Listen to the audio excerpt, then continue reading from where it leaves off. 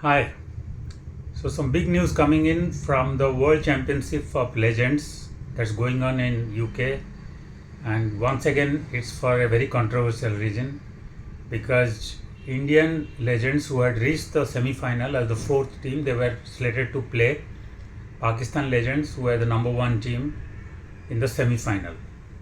Now again Indian legends, or some of the legends players who are playing, have declared that they would not play Pakistan because that was consistent with their policy of not playing them on in the league stage on July 20th. So basically, they had not left themselves with any other choice. Otherwise, it would have looked completely laughable and ridiculous if they would have again gone on to play them after not playing them barely 5-6 days back. So today they have decided they would not play. That means this semi-final match has been cancelled, and the organizers have been put in a very tough situation and they had to cancel it. Even though India had joined fully knowing which are the other countries which are there, whom they would be expected to play, and if they would be expected to play in the semi-final and final, they would have no choice. But somehow the trolling and the slamming and the hate they got on the social media, it seems has a big bearing on their decision. So it was not an organic decision, because if it would have been the case, they would not have only participated. So it clearly looks that now it has been the aftermath or the repercussion of that trolling which has forced them. Now it has not actually made anything easy or better for them in terms of the double standards and hypocrisy which we have been talking about when we talk about BCCI and the Indian government. It's not that by taking this stand the ex-players have exempted themselves from that. Yes, for the time being they have, and I think knowing how even the social media works, how the people have been so confused, and how people's ideologies and their patriotism are changing, or they are so much wavering or so much fickle, and how logic and rationality is nowhere in the picture when we take a stand on slamming something or supporting something. It's possible that they may get away with it, but if we follow logic, then they have actually put themselves in a real tight knot situation. I'll tell you how. So July 20th you took a chance, and you most likely there would have been thought that yes, what is the guarantee that again both the teams would reach semi-final? What is the guarantee that they would be meeting in the semi-final? And if they reach the semi-final, they may play different opponents, and after that there is no guarantee that both the teams would go to the final. So it would have been looking perfectly fine in terms of narrative and in terms of even their own stand. Sorry to sound a little cynical, but I am telling, because again my point is, why did they attend it? Why did they participate, knowing fully well it's a multinational tournament where Pakistan would be there? So I am forced to make that assumption that they thought it would be a win-win situation. They would also manage to minimize the trolling and the abuse, and then after the league stage they could either reach the semi-final or they may not, or Pakistan might not reach, and then there would be no such question asked for next maybe 1 year. Now unfortunately they reached the semi-final, and now they had no choice, because barely a week back they had taken that stand and they had got the endorsement and the clapping. So if they would again do a U-turn, it would be even much more laughable, much more ridiculous, and they would get much more abuse. So they were forced to take a stand. So now there is again, once again, there is a lot of endorsement, lot of clapping, and now the whole section of the people who were abusing them now have gone and started abusing BCCI much more, because now the comparison is clear that if the ex-players have taken such a moralistic and virtuous stand, why BCCI didn't take it for a bunch of current players who are an official representative of Indian team, which is fair enough, because BCCI and government have their own sets of double standards and hypocrisy, which doesn't even need any further clarification or any further description. Now let's go back to these ex-cricketers and legends. Are they exempted from their share of double standards and hypocrisy by taking this stand? Maybe they would have got the trolling, but they would have maintained a level of consistency which would be not smelling of double standards in the future. But they have been taking a stand in a very calculated way, thinking that okay, right now let's get over this trolling and all, let's get into the positive side of patriotism and Deshbhakti, and then start making a real big statement about how patriots they are. And let's keep the rest of the things to the future, because this is how the things happen in our country, and that's how double standards and hypocrisy come in. Now my simple questions to them is, you have taken that stand, fine, now you have earned the brownie points, and yes, I'm ready to give you the benefit of doubt that you are genuinely patriotic and you were outraged, and that's why it is a very genuinely emotional stand you have taken, not with any other uh, narrative. But the question is, on September 9th, when the Asia Cup happens, for which yes, BCCI and the government of India have got the flag, and rightfully so. Now let's assume that they go ahead without any bothering about the public sentiments, and the tournament starts on 14th. India Pakistan happens. Most of these ex players are on social media, they have their own YouTube channel, and most of them are engaged by most of the mainstream channels which are today endorsing them, and were 5-7 days back slamming them for being not patriots, for being greedy, for supporting India Pakistan, or for participating in India Pakistan matches. They would be running for 24 hours non-stop big programs, previews and analysis, and even within during the match also coverage. So it would be almost a 24/7 coverage of this India Pakistan tie on 14th of the September, and also if they again meet in the Super 4 and again meet in the final, they would do it. There is no doubt, because their hypocrisy and their greediness is the most exemplary, but then they try to judge about other players and athletes and hockey players and javelin throwers and actors like Daljit Dosanjh and others. So they will do it. They were also doing it with the Pathan brothers and Raina and Harbhajan Singh, Piyush Chawla and all, barely 7 days back. And Shikhar Dhawan, of course, who is the main patriot. So how can we forget? Now the question is, when come 13th of September and 14th of September, when there would be big tickers running, big icons going on the TV screen showing Mahasangram, blockbuster, the biggest battle, the battle of the icons and all sorts of things, will any of these ex-cricketers tell that no, we will not be bothered to comment on this, because our stand is clear that India should not have played, and because of that we have not played. Now if you have gone ahead and played, we may not have the guts to slam BCCI and the government. That's fair enough, because everywhere you don't expect them to go and express their outrage and take risk. But at least the minimum they can say is that we don't bother about the revenue we are getting or the engagement money we'll be getting by sitting on TV studios and then getting engaged with all these patriotic channels who would be having 24-hour non-stop coverage of the India-Pakistan tie before, during and after the games. Will they do that?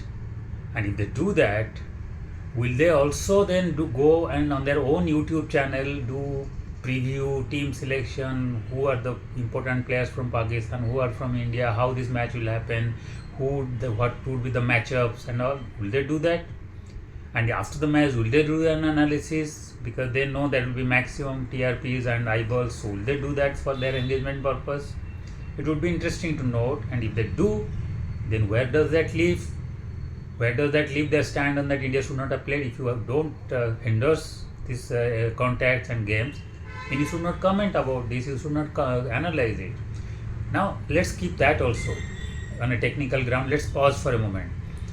Are they going to take a stand on those players who are going to play? Because if they have taken a stand and if they have a view on everything about patriotism, then they would be thinking that what they're doing is correct. So that means they would be expecting that, okay, BCCI is indulging in greed or hypocrisy, or if the government is doing double standard by allowing a clearance, giving clearance, then if the so-called great Indian superstars who are untouchable in terms of their popularity and all, like say Bumrah or Subman Gill or Jaiswal or for that matter Rishabh Pants of this world, if they go and participate in the Asia Cup and they have no problem, they don't have any criticism of the thing, they don't back out, because they can always back out without even criticizing. For personal reasons, nobody can hang them.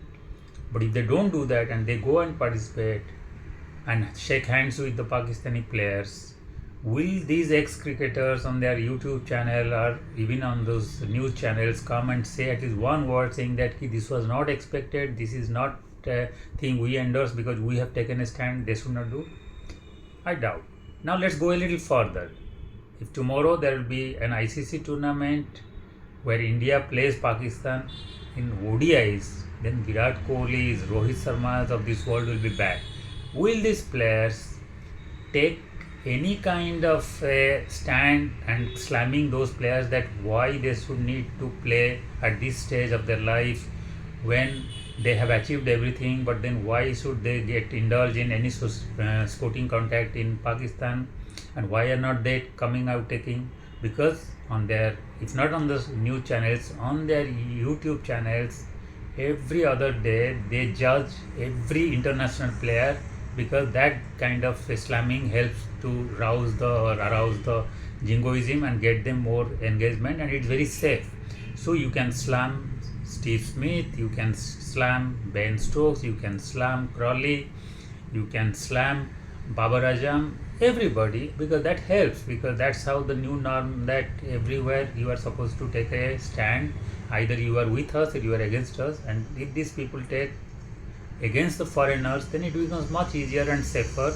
So there is nothing. So if a player goes and bangs against a 19-year-old Australian, then they keep a very convenient silence. If a big superstar and a captain in his last match goes on slamming a cricket control board and a country on the storm microphone about they manipulating and they are cheating through the technology to get Dean Elgar survive, that's also they keep quiet. So all the kind of abuse, slamming and language used by those superstars, followed by the new generation who get inspired by those superstars, they can keep very convenient silence, but they can always have a view and a judgment about the Ben Stokes and the Crawleys and Kevin Petersons, or for that matter Steve Smith or Starks and Cummins of the world.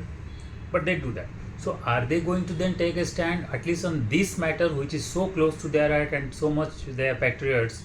Are they going to then slam the Virat Kohli and Rohit Sharma if they don't have any issue and any problem going and shaking hands and playing with the Pakistan team? So these things will keep on coming, and my point is not that they should do that, or my point is not that India should not play. I have a slightly different view. I don't say that you should ban and completely stop all kinds of contacts, and it has now reached a stage where it is becoming unmanageable, unsustainable and beyond logic.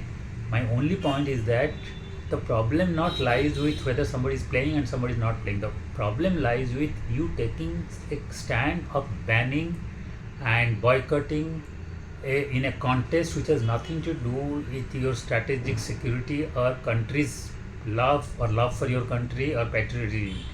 This is you something, once you take a stand, you can only make it very clear that it's a very personal stand, but it has nothing to do with to set an example, and you should also put a disclaimer that it should not be taken as a reference to slam others who are not doing it, because you are going to also violate your own stand very soon. So you have no right to put others under a bus who are actually consistent enough to realize this, and they are still maybe very much patriots, and they may be very much in love with their country, but they might have realized that this kind of stand is going to make it unsustainable in terms of consistency, and it will unnecessarily create a situation where you will be compared with others in terms of your double standard and hypocrisy, which you may not be intending to do. I'll tell you how it is. Because for example, these players have taken a stand and they have managed to keep their reputation intact. This WCL will be is an annual affair. So now next year it's going to happen. Now the points or the issue on which we have taken a stand on Pakistan, it is not about external aggression. Say for example Russia and Ukraine. Russia has attacked Ukraine. It's an officially acknowledged stand from Russia. They have accepted they have done it, and it is documented. So now whatever sanctions are on Russia, it's a global sanction in terms of sporting ties. Now tomorrow, the moment there is a ceasefire, everything will then fall into place, and then people will say there is a consistency now that there is a ceasefire, then every option should be opened. Similarly, before that, when Russia was sanctioned for the doping violations, they had clearly violated the norms set by WADA. That's why they were sanctioned, and that's why they are not allowed. Then the whole world followed suit and they did this. But here what happens, there is no external aggression and there is no such thing as official sporting violations by Pakistan. The problem is that they have been brazenly and almost without any fear of consequences supporting terrorism and inflicting injuries and deaths in your citizens, which is reprehensible. But the problem is that if you take it to sporting ties and then into ties which have multinational events, then this is bound to happen. Because then where do you stop? You stop first with bilateral, then you said we are going to play in the multinational. Then barely 1 week of Operation Sindoor, you started playing squash with them, you started playing volleyball, then you started playing other sports, and then barely 2 to 3 months after, you have given a go ahead for Asia Cup. Now the problem is not that you are going to play, because someone understands that yes, at one stage you are forced to play. Now I have seen some people saying, no, ICC you can't avoid, but why you allowed Asia Cup? Because there you have all the control.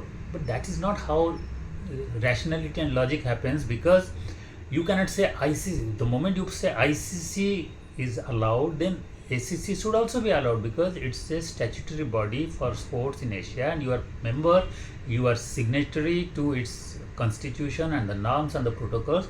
It is not some street bullying where you have the bat and the ball, you say okay, if you are going to play X and Y, I am not going to give my bat, I am going home, and then they have to come begging to you. There has to be at least some sort of a optics which would be showing you that you are following some kind of a norm which of the organization of which you are a member. So you cannot do it Asian Cup in a different way as a bully, and you say okay, I have the power and the money and everything, others are going to be silent, so I'll do it. No, at least you have to show it. For example, if USA had to ensure that Cuba doesn't play, they could not just say that Cuba won't play. Cuba is a minuscule country in front of USA, but US could not ban Cuba. Cuba might have decided not to play the 1984 Olympics, but US could not say okay, with this team I can manage, so I will say that okay, they are creating problem, they may be having conspiracies against us because they are so close to us. No. And same applied to Russia, same applied to North Korea, same applied to everything. Those countries could decide. So Pakistan could decide not to play, but you cannot as a host say no, I will not allow Pakistan to play, or you cannot say I will not host this tournament, because in that case you have to boycott and ban every tournament, and then you have to then show the same consistency with the ICC, and then it is not possible. Because even if you manage to do, because in cricket you have the dominance and the money and everything, then you have to answer for hockey, because hockey you may not have that kind of clout. So what will happen in hockey? Junior Asia Cup, Junior World Cup happening later this year, you are the host, so then you have to forego that. But there if you forego, do you expect the whole world to come rushing to your feet? No, because you don't have that kind of clout and you don't have that kind of dominance so far. Same about the Asia Cup hockey. Same about other sports, like where you allowed already, whether it was volleyball, whether it was squash, all those sports you allowed and you played, and the Junior Davis Cup also, because there you don't have the clout. But then how can you say because I have clout in cricket I will be a street bully and I will not even show any kind of a protocol, but in others I will do because I have to, otherwise I will get banned, or otherwise I will be kicked out, or I will not be allowed to host the 2036 Olympics, for which I am so aggressively trying. So then you are aware of it, so you are allowing it. And that is the problem happens when you take a stand without realizing the entire gamut of the things and without having any blueprint to have that kind of a stand consistently. And then what will happen, this kind of double standards will come, this kind of hypocrisy will be exposed, and you will finally be in trouble everywhere. And these ex-cricketers have landed themselves in nuts by taking a stand which might have helped them to escape from the trolling in the short term, but in the long run they will be having problem, because they will be expected to do that. It's possible that they are expecting public memory is too small, and because of BCCI and Indian government, the attention would be diverted, and after 1 year they can still participate, because then by that time the whole thing should have changed, because India would have participated, or India and Pakistan would have played so many times in terms of official tournaments, that one privately held tournament for the ex-cricketer wouldn't gather that much star, and they could very subtly and very quietly do that. Sorry to be a little cynical, sorry to be speculating, but this is what looks like, because this time also they had participated without any fear of consequence. They knew Pakistan was playing, but the moment the storm started on social media, they took a very convenient stand, that I am forced to say. So maybe they're expecting next year they could do that. Maybe they're expecting when the channels should do their attention, people would be on the likes of Yashasvi Jaiswal, or maybe Subman Gill and Babar Azam and Sahinsa Afridi, or whoever would be playing in the Asia Cup, and then the whole attention would be that rivalry, and that who says what and what kind of rivalry is coming up, and that time the onus would be on the channels to be answerable, and people would be so much engrossed, because we also know what is this so-called outrage about, because when the tournament starts, and assuming it would be in Abu Dhabi and Dubai, I want to see how many chairs are empty, how much black marketing is it not there or there. So it would be interesting to see how the whole so-called assumption that there is so much outrage and there would be ban and boycott, because people know it is not going to happen. That's why people are coming on social media doing it, because in the actual field people would be paying double the money or triple the money on black market to watch those matches, see both the teams reach semi-final or final, or say Super 4 and final. And also I am very sure the stadium would be completely filled, and if it would have been in India also, the same would have happened. I would be very surprised if the whole stadium would be empty and players should be playing, because people are so outraged with this. So our kind of outrage is also with so much double standard. So double standard is not only with BCCI or players or with government, it's with us also as social media warriors. We can do that, and then on the other hand we will be the first to take a day off with some excuse and start following the match on the TV, or if try to we manage a get a ticket, we will rush and to Dubai and watch. So that is the case. So the problem is, maybe these ex-players are thinking, okay, those channels would be in the forefront and people would have forgotten, and there will be so much hype, and they can also come way in through the back door and sit on the studio and give GAN for long hours and earn their money. So that's the whole problem. If you take a stand, and you should be then aware of to what extent you can stretch it, and only because of that it would be nice to at least let the government do what it is doing, even with that hypocrisy and all or double standard, because you are not anyway in a position to slam the government or the BCCI because of obvious reasons. So then you let them do. Don't try to take an holier than thou attitude to at least prove something, so that the others can be their attention would be gone, and you can put some other players who may not be so much comfortable with this double standard under pressure. So at least you should say that, okay, the government is allowing, we will play. The government is not allowing, we will not play. That much at least you can then be consistent, and then you can expose the government and the BCCI in front in terms of their hypocrisy and their double standard. But you trying to take a moralistic ground to earn some brownie points now makes you also party to this kind of double standard and hypocrisy, which would be exposed sooner than later. I hope you are consistent enough to take that kind of a strong and radical stand and forgo every place of engagement, forgo every platform and every revenue, till the time actually Pakistan comes to the knees of India and then say, okay, we have accepted, we have been the perpetrators of all the terrorism, and now we are surrendering, we are giving you all the terrorists which we have given shelter to in our country, and now we are going to be very two happy neighbors, and we will be having exemplary relationship, and they show it with their action. Then you do.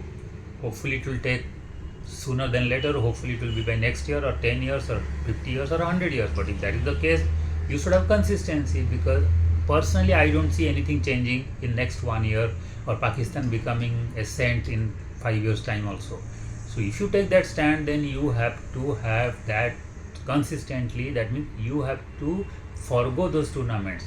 Otherwise what will happen, we will have these classic cases where For Galwan, you keep on playing China in Asian Games because their Asian Games becomes the most sacrosanct, like ICC in cricket, because there you cannot take any bullying practice with China in the Asian level. So at the Asia Cup, you are expecting your country to be a street side bully and then say, ki, hell with it, we have the money, we will throw out Pakistan, or we will have a parallel tournament. But in terms of athletics and Asian Games, you can't do with China, because in Asian Games you don't have that kind of a bullying power. So in Asian Games you participate, in Olympics you will say okay, we will participate, but then Asian Games is at the same hierarchy at Asia Cup in cricket, but there you will have a different policy, because and they can give you stamped visa, you cannot do anything, you can only protest symbolically, but you will still participate in the university games there when China hosts, because China is hosting now 5 out of the 10 big international events in sporting events, and you are participant there, because otherwise you would be thrown out. Nobody is going to say ki China should be thrown out or China will not be the host. So there you have a very convenient silence, because but China is openly supporting Pakistan. They are supplying the arsenals and the drones and everything which you have acknowledged, and you know that it is on record. But then are you going to demand that? Are you going to say we are not going to play or we should not play? No, you do. You have a stand on Turkey by saying I have cancelled traveling to Turkey. Turkey is openly an enemy country. But tomorrow, are you going to avoid playing Turkey in the World Boxing Championship or in, say, Olympics when you face them in any team event or in an individual event? You will not. But you are lucky that they are not in Asia or Asian Games, they are not participating. So you have, at least that problem is not there. But with China, you have. So all sorts of issues will come in when you try to go to the extreme of saying no contact means no in every field. It sounds good. And I am also patriot, and I am sure everybody wants that kind of exemplary action against Pakistan. But somewhere you have to realize the extent of your stand and whether it can be consistent enough. So yes, you can have an moral stand, you can have an overall stand, but then you have to be also acknowledging the fact that sports is something which is so complicated today. You cannot take that stand because the whole world is not going to agree to your stand on the issue of terrorism from one country to other, because in that case then tomorrow one country will which is a victim will can also be called as a terrorist country. That will be applicable to Israel, that will be applicable to Iran, that will be applicable to Saudi Arabia, that will be applicable to a host nation, other host of countries, and then a big country or some country cannot demand that that country should be knocked out or thrown out because I am contributing too much money. In that case, US can declare every country left, right, center as a terrorist country, and then they can throw them out from every competition. But that's not going to happen, even though US has also as much clout in other sports like how India has in cricket. But they may not be able to do, and they are not able to do. So they have allowed them, the other countries, to participate, and they have allowed them to come to their country also. Tomorrow, for example, when the next World Cup in football happens, Iran is going to have qualified and they will come, and US can't stop them. And if US is in the same group as Iran, US has to play in spite of all the allegations, counter allegations, and the charges of terrorism and all things like that. But in sports, they can't do it. So there has to be some logic why they are doing it, and you can want it, and as citizens we can demand it. But when players who are in a position to take some action, they have to be careful, because otherwise they can do it again, just like BCCI and government, that today is their day to do, tomorrow they can have a change of mind, they will not do, and if day after tomorrow they have to run their YouTube channel and get the traction, they can cover the India-Pakistan game, and next day they can again go back to the World Championship of Legend and start playing as if nothing has happened, people have forgotten. Otherwise you have to wait till the time you see your enemy country coming to the sense and become a completely saint and become your best friend, then you play, or then you follow all the norms of your stands which you have done. But I guess that's not the case, and today if you are even going to point out, you would be called a traitor, because today we judge it in a very, very bizarre manner, without any logic, without any consistency, and only optics are deciding whether somebody is a patriot or somebody is a traitor. And I guess today's date the optics have helped them to escape the ex-players, and I love those players and I love their achievements, and I also love the fact if they have taken it a personal stand. But that should not be considered as the benchmark of patriotism, because then that would also force us, everybody who are following some kind of logic and consistency, to know that they are going to flout it tomorrow, if not tomorrow, day after tomorrow. So hope people also see it and people also come to senses rather than getting carried away in this game of jingoism and patriotism. Thank you.